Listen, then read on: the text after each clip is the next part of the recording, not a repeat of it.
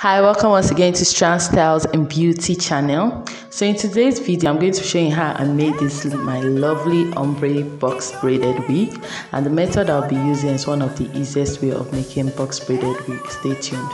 So you want to start off by getting your ombre hair extension. I got mine from One & Co on Instagram, and you take the amount that you need. Since I'm making a medium sized one, I just take a small amount and make a box braid out of each one. So after making the box braid on a line of wool, you gently trim it and put it inside hot water to prep it for the wig.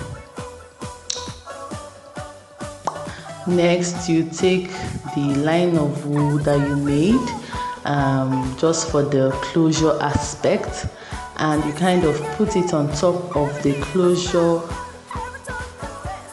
space provided on the wig cap, and gently sew it down. So you attach it using your needle and thread. It's just a very simple way of making a closure without an actual closure, if you get what I mean. So you just keep attaching it by sewing each space between the braid all around till you get to the other side.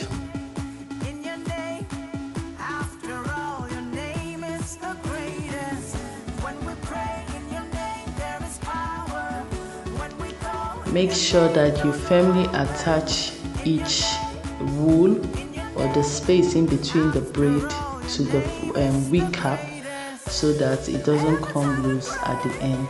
When you're done, make sure that, be careful to make sure that the opening, or the, how will I say it,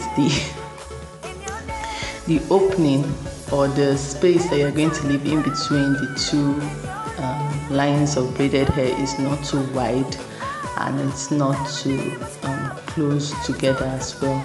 So by the time you're done, you secure the ends of each wool by tacking it down securely, and you make sure that it won't slip off the head, the wig cap rather.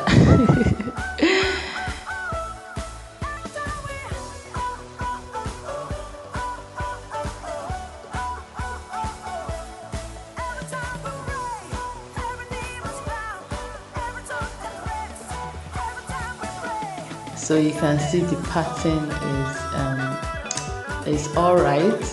If you want it to be closer together, fine, but just make sure it is as natural as possible.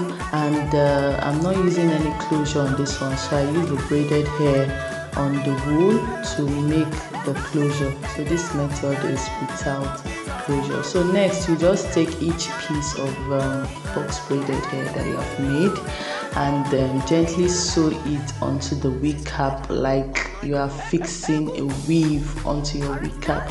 So instead of the weave, it will be the braids you're fixing in. And you can see that I'm not cutting off the thread. They're actually connected together, which will make it more secure, because I've tried making it individual and it didn't really last as long as this one. And if you must know, I've been rocking this braided wig for like 1 year now, and it's so very intact and superb. And you can see how I make it with more spaces at the back than at the down rather than on top, because on top you don't want your wig cap to show at all. But also be careful not to put in too much, because it will make your wig bulky. So if you get what I mean. At the end of the day, I use 10 packs of the hair extension to make this braided wig. You can use 9 to 10 packs, but I suggest to use not more than 10 packs. And you can see that when I'm done, you can see the space at the back and how everything came together at the end. I think it looks finer on the mannequin than on my head, or it's just because the lighting outside is better than inside, because sunlight definitely is better than ring light. And I really enjoyed making this wig, and I hope you learned something. Leave a comment below if you did. Do take care. God bless you.